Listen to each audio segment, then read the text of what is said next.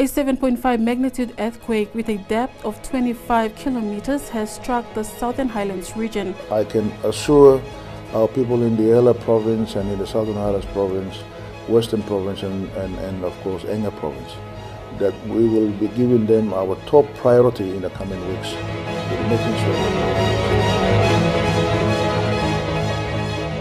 This program is brought to you by Lightspeed, keeping you online all the time. Well, good morning again. Thank you very much for your participation. A week long now. We're just about breaking for the weekend. I've got with me the Prime Minister, the Honourable Peter O'Neill. Good morning to you, Prime Minister. Good morning, Douglas, and good morning to all our listeners right throughout the country. And thank you for inviting me to be on your talkback show this morning. Thank you very much for having time available to come on the show.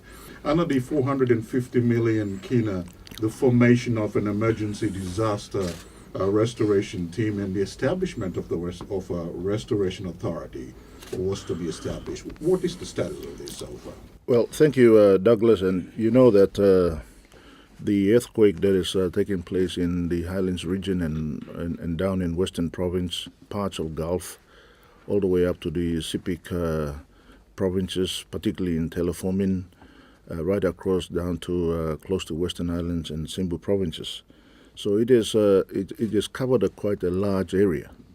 That is why when NSC declared emergency, and just for correction, state of emergency can be only declared by Parliament. When we convene Parliament, that will be considered. Today is just emergency restoration efforts that has been carried out because of the urgency of us bringing food, water, and of course medicine to the affected communities right throughout the country, particularly in Ella and the Southern Highlands provinces. So it is an emergency effort that is now taking place, and Dr. William Emblin is in charge of that with the support of the Commander of the Police, Commander of the Defence Force, Commissioner of Police, all the other relevant government departments, Department of Works, Department of Health, and key stakeholders who are able to contribute directly in the efforts that we are trying to restore normalcy back in those communities. Douglas, there are more than over 100 people are confirmed to be have died. There are many more missing. That number is expected to rise. Many communities have been torn apart and displaced, and families are shattered everywhere. Relief efforts are ongoing, with the government coordinating these efforts with partner countries, in particular Australia, New Zealand, Japan, China. Israel has come into this effort as well, and of course private sector partners, in particular Oil Search and ExxonMobil, the PNG LNG project. They are continuing to carry out the immediate relief efforts. That is the supplying of much needed medicine and much needed food and water, especially to the remote communities. In terms of the Restoration Authority, as you have alluded to, Attorney General has already drafted the Authority Act. He has given me a copy of that act. I've had a good look at it, and I've referred that matter into First Legislative Council, which is the process of certifying the legislation before it goes to Parliament. So once it's been cleared by the First Legislative Council, I will be calling for an immediate session of Parliament, emergency session of Parliament. I have to give 7 days notice, and I've already put the Speaker on notice that this will be the case. And as soon as the clearance is given, we will introduce the Act in the floor of Parliament. That will then be taking charge of the restoration programs that we have already commenced. And I want to say that the restoration work is continuing. Today, as we speak, most of the slippages that has been taking place along the road infrastructure between Hagen and Tari has been cleared. Light trucks were started moving yesterday. But today, heavier trucks are starting to move into Tari in the Ela province, meaning that we can now be able to take relief supplies by container. So the trucks are now leaving Hagen as we speak, load of relief food and water and medicine, going to Tari so that we can distribute it much easier from there than, because we don't have large choppers that are capable of carrying large tonnage in the country. So we've had to support the delivery of many of our relief supplies through some of the choppers that are working in the project sites, which can be able to carry up to 2 tons of relief supplies. So over the last few days, we've been able to transport close to almost 120 tons of food and water and medicine to Moro, which has been now distributed right throughout all the villages in the affected areas. And that work is ongoing at present. So I want to say that Department of Works and many other people are working right around the clock so that we can be able to clear all the roads that's been blocked because of the slippages that has been taking place. In terms of the road network, we also have cleared all the road from Kikori all the way up to what we call the pipeline road. That is all the way up to Kutubu. So we are able to now take supplies from Kopi, and we're taking it right into Kutubu so that we can have the restoration work started in those areas as well. In my earlier conversation with Managing Director of Oilsearch, Mr. Peter Morton, he says that the engineering construction resources have been sent from Kopi, Yes. working north, and Kutubu working south to openly Kopi to Kutubu Road Yes. as an alternative to the Highlands Highway. And he was saying most hopefully by the end of this week or so that road should be open. In fact, he just sent me a text confirming that it is open now, so we can be able to. It's credit to many of the workers who are on the road who have been able to work around the clock so that they can be able to open that road. But we are fortunate now that we've opened the road from Hagen all the way to Tari. So that is continuing. The only access road that is having some difficulties because of large cracks that is taking place along the road is from Alimbu to Nogoli, which is close to the Aids area and the Como area. That is the most difficult area that needs a bit more engineering analysis to be able to restore the usability of that road.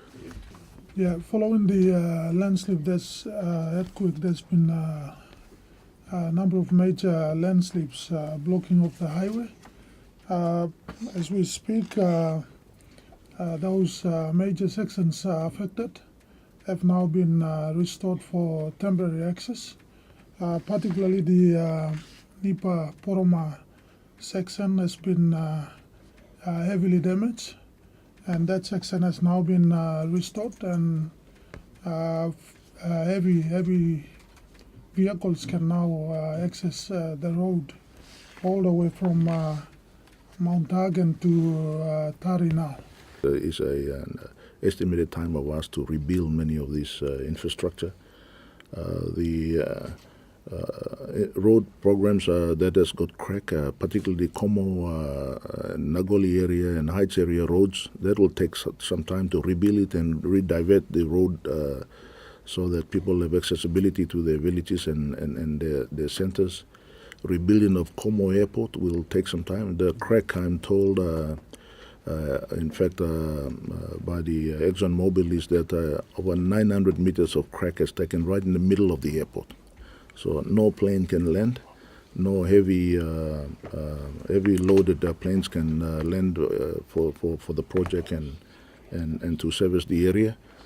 So that airport remains closed. The engineers are already on the ground. Experts from the United States and Australia have already been mobilized, and they're already on the ground doing studies on whether we can rescue that airport or not. It certainly will take some time to rebuild. Yeah, the Islands Highway especially runs through a lot of unstable landscape, and as a result of the aftershocks, we're still getting a lot of fresh landslides that are coming down and keep blocking the highway. But we got standby arrangements where we got full-time contractors on those landslip prone sections now in this time, and they are responding in a very timely manner. And keeping the access open at this time is our number one priority, and the boys on the ground are attending to these emergencies quite well. With the provincial governments, we've received situation reports from both provincial governments. I have teams from the Southern Highlands resident in my office, so we're in constant contact with them. We've have a plan with Oil Search to look at those areas, and LLG by LLG we're going through them by village, and we're ticking off we get a situation report each day from Oil Search of the number of villages they've gone to, the number of people they've seen, the medical care that's been provided, and we provide a standard kit that's going out to those people to help them survive while this disaster unfolds. In effects, aftershocks are measuring between 4 and 6 on the Richter scale, just as big as the initial earthquake. That power has been restored. PNG Power has just advised me that power has been restored in Kokopo and Gazelle area. The Rabaul area is still blackout is continuing because transmitter has been damaged as a result of the earthquake. So PNG Power is attending to that so that they can restore power. And from what we hear, that is the only damage that has been done to the power lines. But we'll continue to monitor it, and we'll just asking our communities around the coastal areas of the East New Britain and West New Britain and New Ireland especially to be on alert. There is no formal warning on tsunami as yet, but as soon as we take ear of any changes, an advice will come through either Digicel or through radio or television and through letting our local authorities on the ground. You can't say if there's any connection of this one with the one over in Hela and Southern Highlands. There might be, as I said, there might be. United Geological Society is continuously advising us on a regular basis on where these tremors are taking place, and this is an ongoing watch that we have to continue to monitor, we just have to be alert on what's happening right throughout the country. But I am told that after a major earthquake like we have experienced up in the Highlands, there are aftershocks. So we are hearing reports that as far as up in the East Sepik province and down to Eastern Highlands province, and all the way down to Morobe, parts of Morobe are feeling the tremors as well. So it is something that is going to continue to be, tremors will be continue to be experienced over the next few days. And in fact, the experts telling us that a few weeks we'll continue to experience that, but it is going to subside over time. Yeah.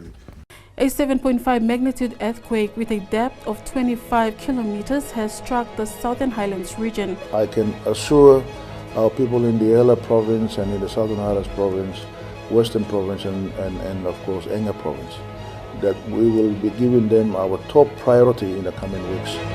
Making sure.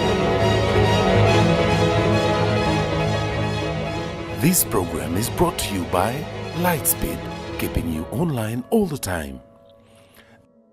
A 7.5 magnitude earthquake with a depth of 25 kilometers has struck the Southern Highlands region. I can assure our people in the Ela province and in the Southern Highlands province, Western province and of course Enga province, that we will be giving them our top priority in the coming weeks.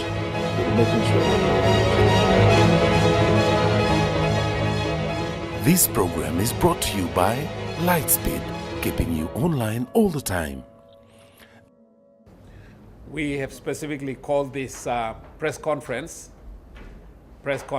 to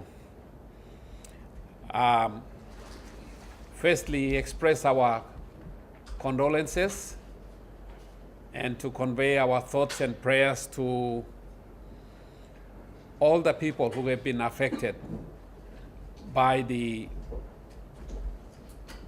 earthquake in several provinces of Papua New Guinea, running from Western Province up to Hela, Southern Highlands, Enga, and the southwestern tip of Western Highlands, Nibilia area.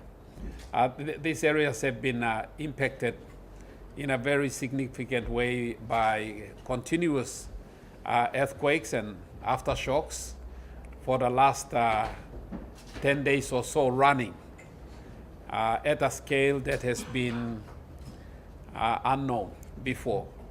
And the consequences have been and pretty bad. So we can see already that the government is doing a lot of things to be able to go out there to see what it can do in terms of immediate relief to the people, and also long-term restoration works that they would have to do going forward. Likewise, we as the opposition, we are also duty-bound to also to step forward and to stand with the people at a time like this when there are significant natural disasters that impact upon their lives. And we are here today to do just that, to show that our thoughts are with our people in those areas that have been affected, and to also do the other things necessary that we should be doing as an opposition. And one of those things is to stand behind the government and to encourage it to do the things that it should be doing, prioritize it properly, and to attend to those responsibilities in real time, so that the people who are suffering are given some relief. The relief that the people expect will be in two parts. Firstly, immediate relief, the kinds of assistance they need now. As soon as a disaster happens, what are those sort of things that they will be needing, like food, water, shelter, medicine, injuries, death? How do you attend to those things as a government immediately? Communication, those are things that have to be restored very quickly. Those are the immediate relief work. And I think the main emphasis we want to place today in this press conference is for the government to put more emphasis on the relief work. That is the urgent emergency services that the people need right now. The assistances that's coming from non-government sources, such as corporate entities in this country who are stepping up to the plate as to demonstrate that they are good citizens of this country, good corporate citizens of this country. There's a number of companies also stepping up. Those assistances and pledges must also be coordinated properly by the government. We've had experiences before in the past where governments have failed to be able to coordinate the various sources of assistance properly, and then assistances that come from different entities usually comes and gets lost. We don't want that to happen in this instance. So there'll be companies, there'll be other neighboring countries who might want to help, NGOs, ordinary citizens of this country, all stepping up and wanting to help. That's an area where the government needs to come forward and be clear about its role as a coordinator and facilitator to make sure that these things the assistance are channeled right to the point where it's needed in the impacted provinces. The second thing that we would like to emphasize is that this particular disaster is very, very significant, quite significant. There's a lot of loss of life, damage to infrastructure, destruction of the people's way of life impact on the budgetary processes of the country, mass responses from many, many different entities, etc., all of which need to be coordinated. And we'd like to call upon the government to recall Parliament for an emergency sitting.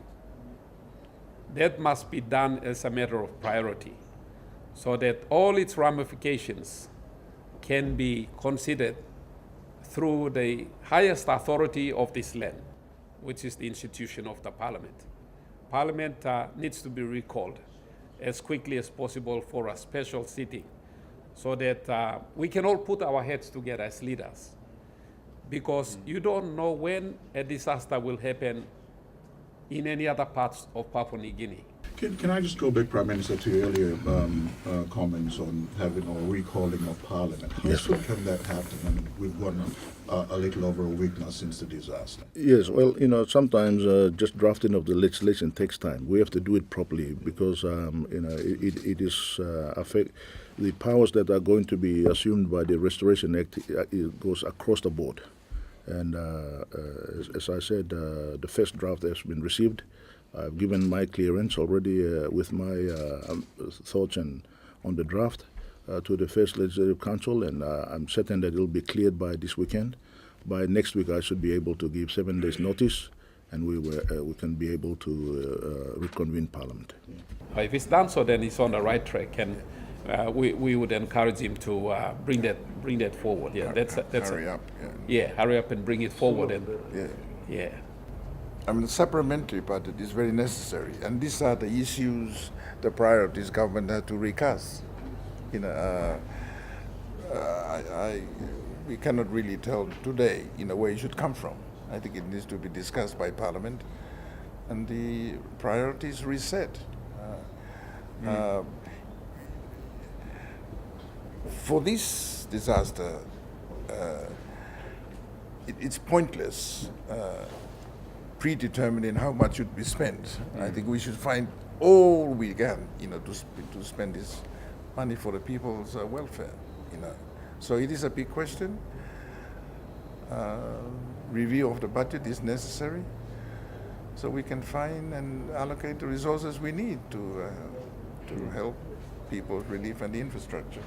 I have no doubt that the leaders of our country will respond positively, and I have no doubt that the opposition members are also in support of the things that we are doing, and obviously you will have full support of Parliament.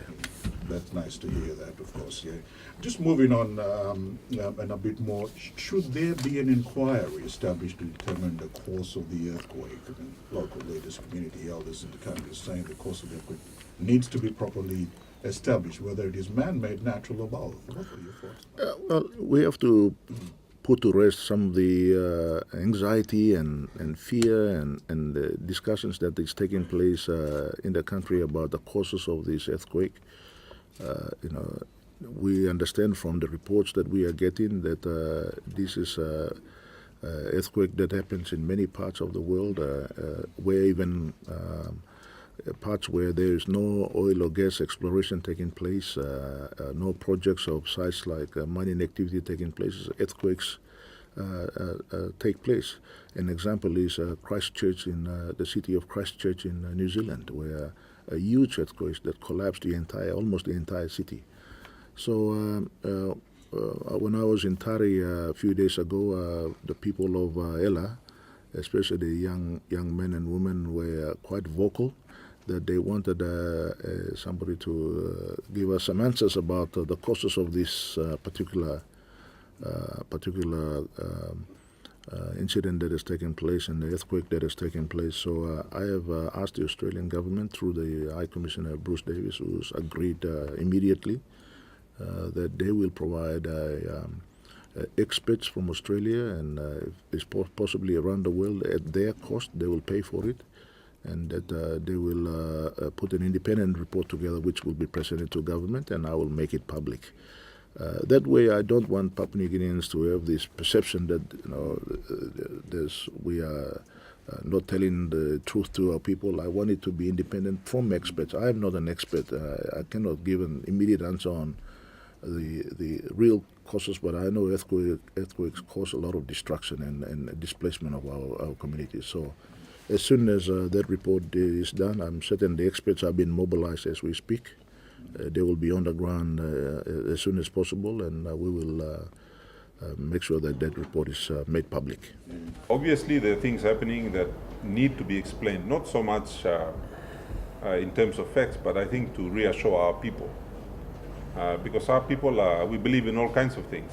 We believe in sorcery and everything else, and I think that's contributing to the vast body of misinformation that's out there. So I would encourage them to do it, and to do it speedily, because while there are no answers, our people will arrive at their own answers, and I think that's the danger that the government must confront, and it must quickly try to alleviate some of that misinformation that's out there. This is a platform that allows the government and indeed the entire country to look at our response mechanisms and where they're working, where they're not working, the responsible agencies, departments, and put in place necessary laws so that we can respond in as swift as possible a time span so that we can save lives. Taking into consideration the fact that Papua New Guinea sits on the rim of fire, that we will always be prone to natural disasters such as volcanoes, earthquakes, cyclones, etc. Taking in consideration the global warming situation, the rise in global temperature and sea levels that are certainly going to affect the Pacific Islands, especially nations like Papua New Guinea. This is a platform whereby the government, one of the activities it needs to undertake is to have a means to assess our response mechanisms, and it should be a bipartisan approach. Both sides of the House need to be doing this and saying, okay, this is what's needed, so that we can, as much as possible, predict what will happen and be able to put in place measures to counter, the damage done, the loss of lives, the misery inflicted, etc. We are well overdue as a nation to have a proper national disaster management policy in place that's relevant to today's situations and circumstances. I have given some serious thought to that, and I can assure you that within this year I will be revamping the entire emergency management system in our country. I have in fact started talking to our people to engage with the state emergency services around states in Australia. They've got very good success rate. When we read about stories about like bushfires in Australia, you will see the first frontline approach is about people who are getting on the front line is emergency services people. And then they mobilize the fire and ambulance and all the other emergency services that are supposed to go out there and help our people. So we are going to remodel the entire emergency services and review the National Disaster Office. Sometimes I believe the disaster office is a disaster in itself. It's certainly no joke. When people are dying and people are in need of help, I can't appreciate, or I cannot tolerate people who are just sitting there and being complacent. So I have dispatched the Minister for Foreign Affairs to, in fact, get on a plane today to go and meet the senior officials of Queensland government tomorrow to discuss the state emergency arrangements that they have, and look at the legislation. Fortunately, our foreign minister is a lawyer by profession, so I've dispatched him today to go immediately. I want to get that legislation, similar legislation, structured here in PNG, and immediately this year I want to set it up so that it can function and attend to emergencies more quickly than what we have been used to. A 7.5 magnitude earthquake with a depth of 25 kilometers has struck the Southern Highlands region. I can assure our people in the Ella province and in the Southern Highlands province, Western province and of course Enga province, that we will be giving them our top priority in the coming weeks. Making sure. This program is brought to you by Lightspeed, keeping you online all the time.